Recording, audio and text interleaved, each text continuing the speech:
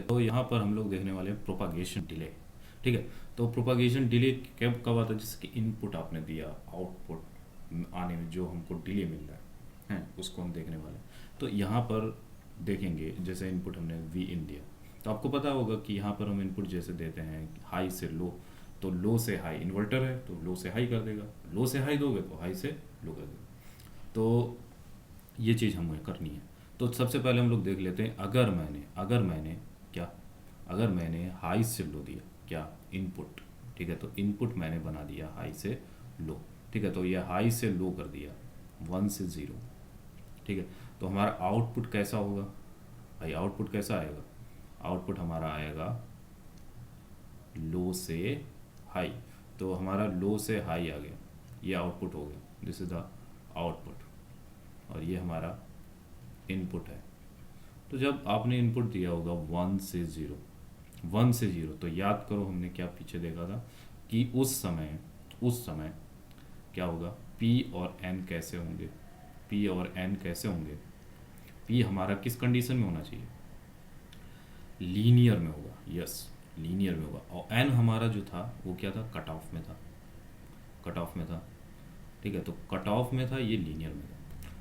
आपको अगर याद हो, ये हमने कैरेक्टरिस्टिक आउटपुट कैरेक्टरिस्टिक देखा था इस तरीके का।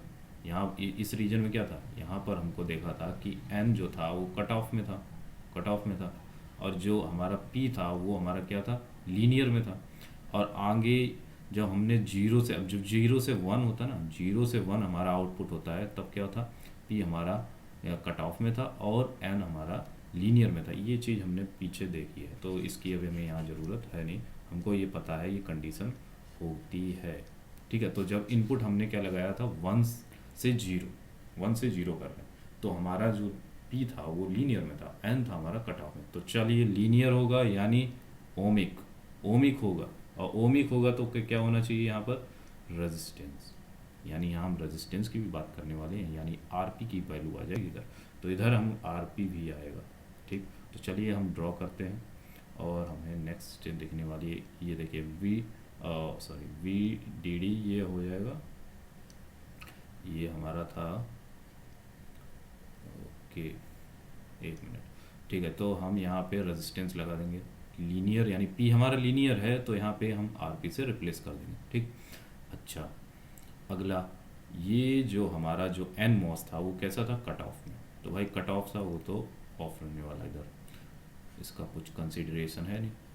तो ये हमारा जो था ये क्या था, ये तो हमारा कैपेसिटर था। ठीक है, तो कैपेसिटर था। अब आपको क्या देखने को मिल रहा, बताओ, अब आपको क्या देखने को मिल रहा, हमें देखने को मिल रहा है कि कैपेसिटर यहाँ पे चार्ज हो रहा है, जी यहाँ पे चार्ज हो रहा है।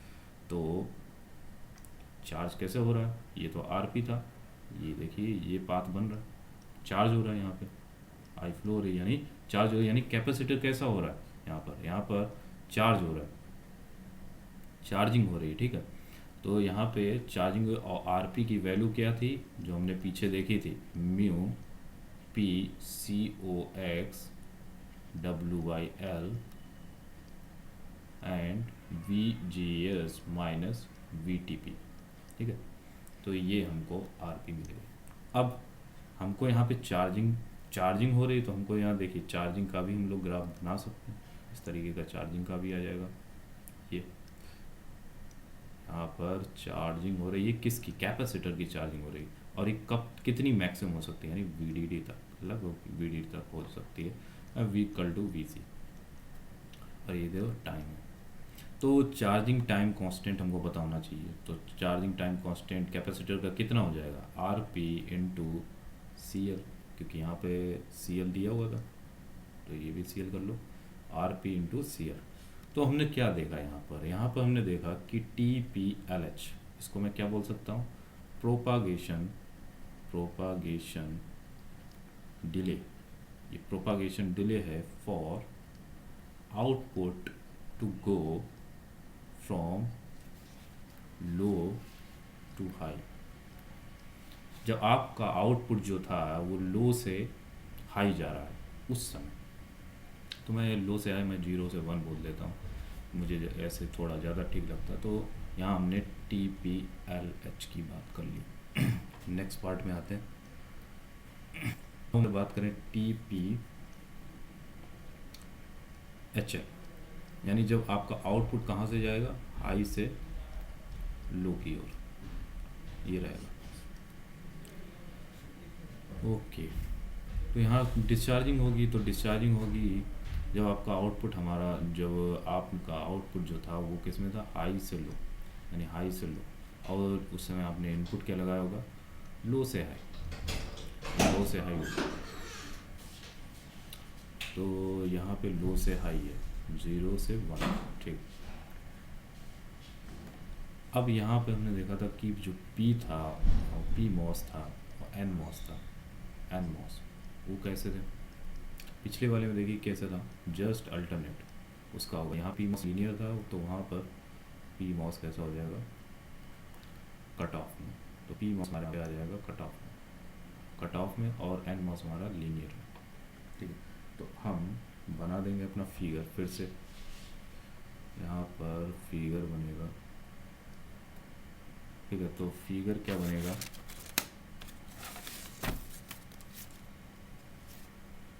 फिगर फिर से बनाते हैं इसको,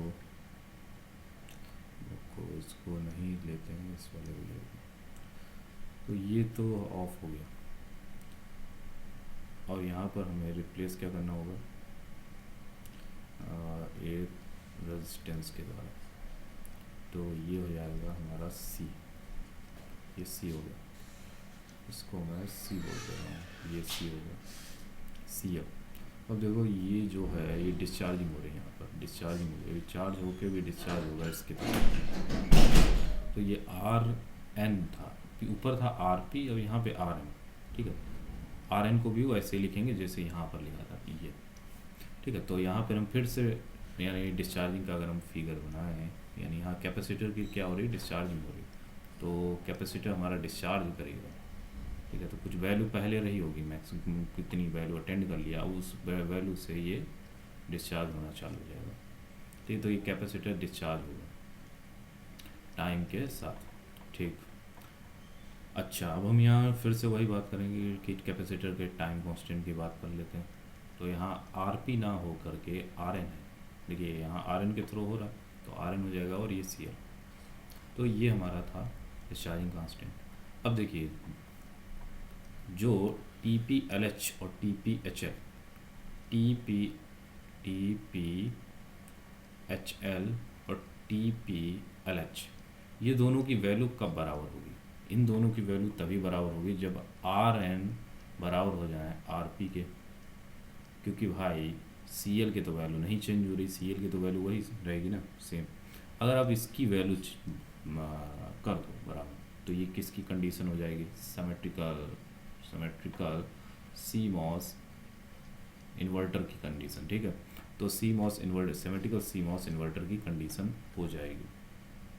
तो ओवरऑल जो हमारा प्रोपागेशन डिले आया वो हमारा क्या होगा, TPLH plus TPHL and TPLH upon 2, ये हमारा आ गया प्रोपागेशन डिले।